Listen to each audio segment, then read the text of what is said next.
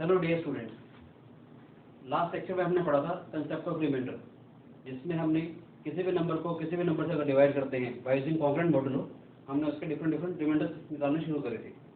आज की क्लास में हम लोग थोड़ा सा एक लेवल और ऊपर पढ़ के पढ़ना शुरू करेंगे। जैसे हमारे पास क्वेश्चन नजर आते हैं 19 raise to power 23 raise to power 34 को अगर मैं डिवाइड करूँ 16 से तो उसका रिमाइंडर कैसे निकालेंगे, हम कॉन्ग्रुएंट मॉडुलो की मदद से करेंगे और इन द एंड एक मैजिकली बातें बताऊंगा, आपको मजा आएगा। ठीक है, लेट्स स्टार्ट अवर टॉपिक। मैंने कहा अगर आपके पास 19 मुझे डिवाइड करना है, बेसिकली क्वेश्चन ऐसा है 19 raise to power 23 raise to power 34 तो मुझे 16 से डिवाइड करके रिमाइंडर कैलकुलेट करना है। ठीक है बेटे, तो मैंने अभी इसको समझने के लिए इसको n मान लिया। दैट इज हमारा क्वेश्चन क्या बन गया, 19 रेज़ टू पावर n को मुझे 16 से डिवाइड करना है, where n is equal to 23 raise to power 34। So देखते हैं बेटे कैसे करेंगे। 19 is congruent to 3 mod 16। Last class में हमने कॉन्ग्रुएंट मॉडुलो पढ़ा था, तो वही आपको मालूम है 19 को अगर मैं 16 से डिवाइड करूंगा तो 3 मेरे पास रिमाइंडर आता है। ठीक है, so we can write 19 raise to power n is congruent to 3 raise to power n mod 16। ठीक है बेटे, अब हम क्या करेंगे, 3 की पावर n का चेक करेंगे कैसे बिहेव करती है हमारे पास। ठीक है, तो देखते हैं कि 3 raise to power 1 is congruent to 3 mod 16। ठीक है, 3 square is congruent to 9 more 16. 3 cube is 27. 27 is congruent to 11 more 16. ठीक है बेटे, 3 raised to 4 is 81. 81 is congruent to 1 more 16. 1 अगर आ जाएगा तो मेरा काम थोड़ा सा आसान हो जाएगा। उसका फायदा क्या है, अगर 3 की पावर 4 अगर 1 more 16 अगर आ गया, अगर मैं 3 से मल्टीप्लाई करूँ, ध्यान से देखिएगा कि 3 raised to 5 भी हमारे पास congruent to 3 more 16 आ जाएगा। 3 रेज़ टू 4 अगर 1 मोर 16 है तो 3 रेज़ टू 5 भी जो है हमारे पास 3 मोर 16 आ जाएगा। ऐसे ही 3 raise to 6 is congruent to 9 mod 16 आ जाएगा। 3 raise to 7 is congruent to 11 mod 16 आ जाएगा हमारे पास, और 3 रेज़ टू 8 जो है इज कॉन्ग्रुएंट टू 1 मोर 16 आ जाएगा। यानी कि आप लोग देख रहे हैं कि हर 4 के बाद ये रिपीट हो रहा है हमारे पास, हर 4 के बाद ये रिपीट हो रहा है। तो यानी कि मुझे एक ऐसा पैटर्न मिल जाएगा कि 3 रेज़ टू पावर, यानी कि मैं अगर यहाँ से जहाँ से देखूँ तो मुझे एक ऐसा पैटर्न मिल जाएगा कि 3 raise to power 4k plus 1, यानी 3 raise to power 4k plus 1 जो है इस कॉन्ग्रुएंट टू 3 मोर 16 आएगा हमारे पास। 4k प्लस 1 का मतलब क्या है, ऐसे नंबर जिसको 4 से डिवाइड करता हूँ रिमाइंडर 1 आए। 5 को अगर मैंने 4 से डिवाइड किया तो रिमाइंडर 1 आता है। तो जब भी कोई नंबर अगर ऐसा होगा पावर में 4k प्लस 1 की फॉर्म में होगा तो 3 की पावर 4k प्लस 1 जो है वो हमेशा 3 रिमाइंडर देगा। ऐसे ही 3 raise to power 4k plus 2 is congruent to 9 mod 16। 3 raise to power 4k plus 3 is congruent to 11 mod 16 and 3 raise to power 4k is congruent to 1 mod 16। यानी कि जो इसकी साइक्लिसिटी कह सकते हो, हर 4 के बाद रिपीट हो रही है।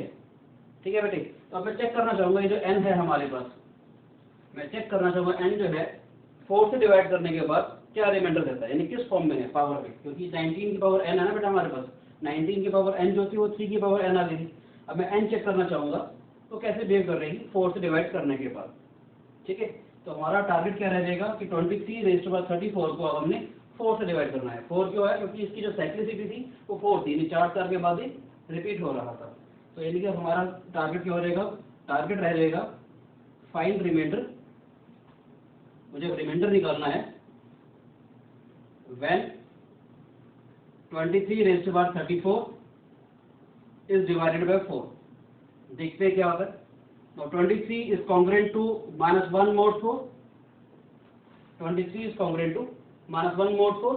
दोनों की रेज़ टू पावर अगर मैं 34 कर दूंगा तो 23 रेज़ टू पावर 34 का मतलब क्या आ जाएगा, माइनस 1 की पावर 34, विच इज टू 1 mod 4 आ जाएगा बेटे। ये 23 की पावर 34 को अगर मैं 4 से डिवाइड करता हूँ तो 1 आ रहा है, यानी कि 23 रेज़ टू पावर 34 जो है वो इस फॉर्म में आ गया बेटे, 4k प्लस 1 की फॉर्म में आ गया। 23 रेज़ टू पावर 34 जो है वो इस फॉर्म में आ जाएगा हमारे पास। ठीक है, यानी कि जो मुझे निकालना था 3 की पावर n, यानी 3 रेज़ टू पावर n जो है वो 3 रेज़ टू पावर हमारे पास 4k प्लस 1 की फॉर्म में आ गया, and 3 raise to power 4k plus 1 is congruent to 3 mod 16, यानी 3 मोर 16 आ जाएगा हमारे पास। That is 19 raise to power n जो था वो congruent to 3 raise to power n mod 16 था हमारे पास। ठीक है बेटे, n की वैल्यू क्या है ये, और 3 की पावर n जो है हमारे पास इज कॉन्ग्रुएंट टू 3 मोर 16 आ गया, इसका मतलब क्या आया, 19 की पावर n यानी कि 19 raise to power 23 raise to 34 is congruent to 3 mod 16। समझ आए, where n is equal to 23 raise to 34। समझ आए? एक बार दोबारा बताने की कोशिश करो, क्या ठीक है? ओके, दोबारा एक बार देख लेते।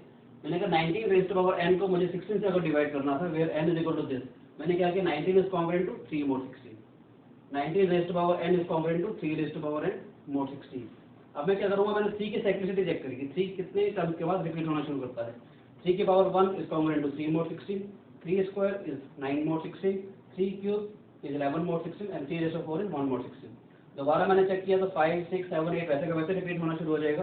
तो मुझे एक पैटर्न मिल गया कि 3 raise to power 4 k plus 1, यानी पावर अगर 4 के प्लस 1 की फॉर्म में है तो रिमाइंडर हमेशा 3 आएगा। 3 raise to power 4 k plus 2 is congruent to 9 mod 16, 3 raise to power 4 k plus 3 is congruent to 11 mod 16 and 3 raised to 4 k is congruent to 1 mod 16। यानी जो है पावर जो है वो 4 की साइक्लिसिटी पे चेंज हो रही है। तो इसलिए मैंने इसकी पावर जो थी हमारे पास n चेक करना चाहूंगा कि 4 की साइक्लिसिटी में कैसे बिहेव करेगी। इसलिए मैंने 23 रेज़ टू 34 को 4 से डिवाइड करके रिमाइंडर निकाला। क्या करेंगे, 23 इज कॉन्ग्रुएंट टू -1 mod 4, 23 को 4 से डिवाइड करेंगे तो रिमाइंडर -1 आ जाएगा। मैंने साइक्लिसिटी सिखाई थी आप लोगों को कि नेगेटिव भी रिमाइंडर्स होते हैं।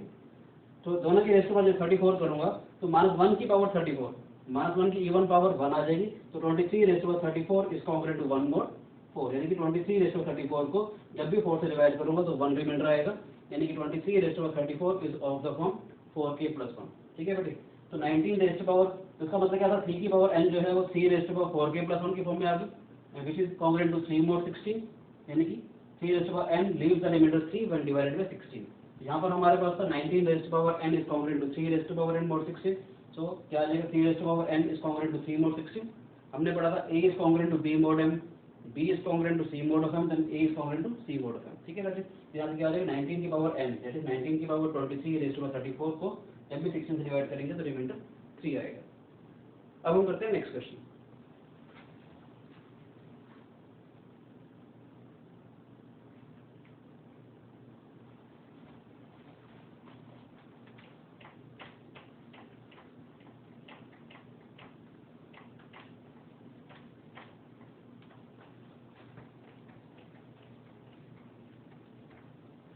नेक्स्ट क्वेश्चन हमारे पास है 32 raise to power n, 32 raise to power n को मुझे डिवाइड करना है 9 से, where n is equal to 37 raise to power 32। Next question बेटा हमारे पास है सेकंड क्वेश्चन। अब ये वाला क्वेश्चन करेंगे second question. 32 raise to power n को डिवाइड करना है 9 से, where n is equal to 37 raise to power 32।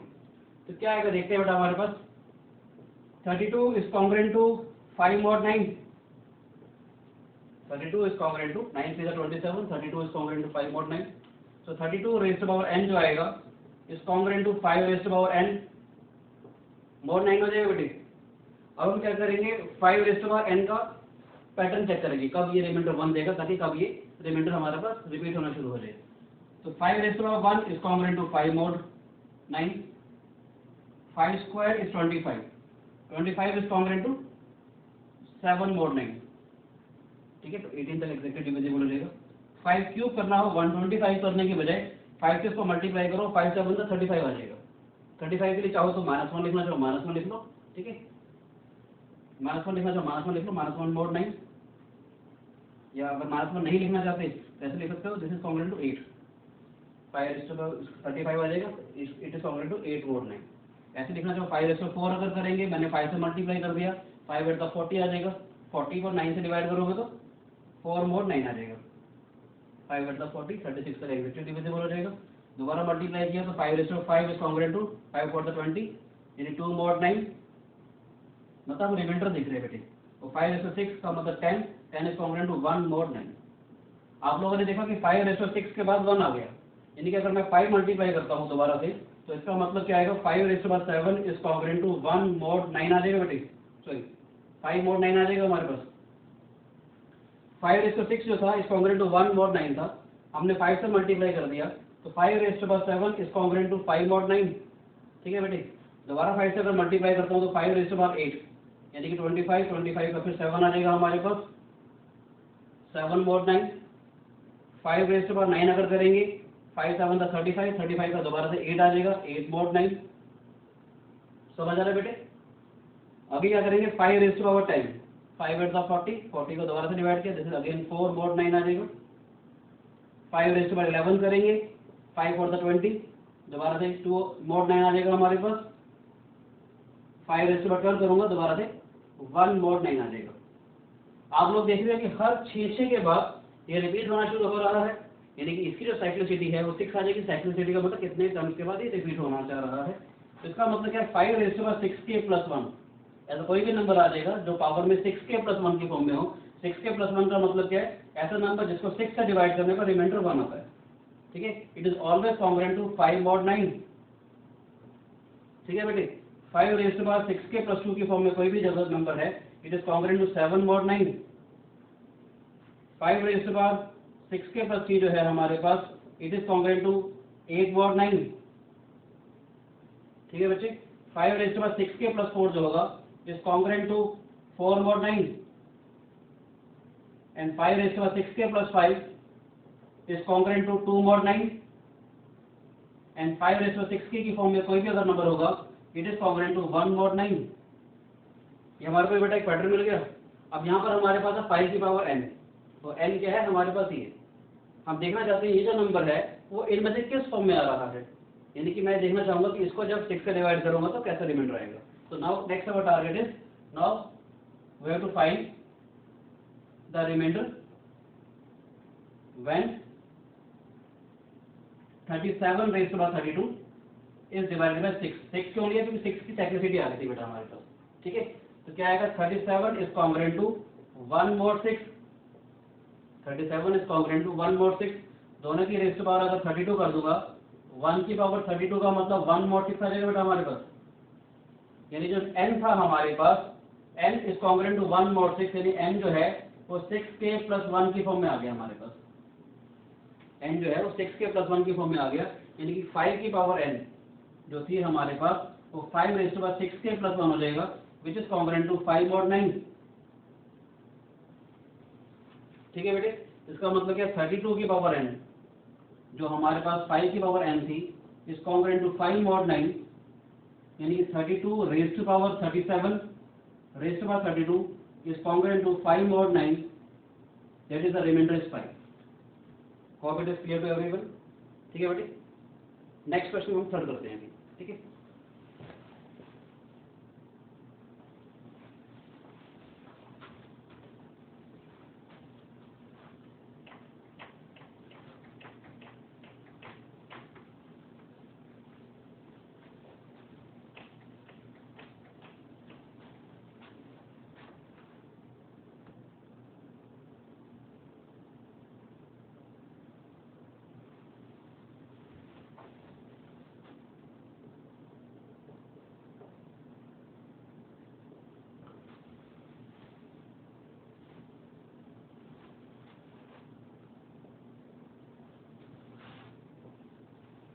So next question है बेटा मेरे पास, मुझे रिमाइंडर निकालना है when 14 raise to power n is divided by 11 where n is equal to 17 raise to power 22।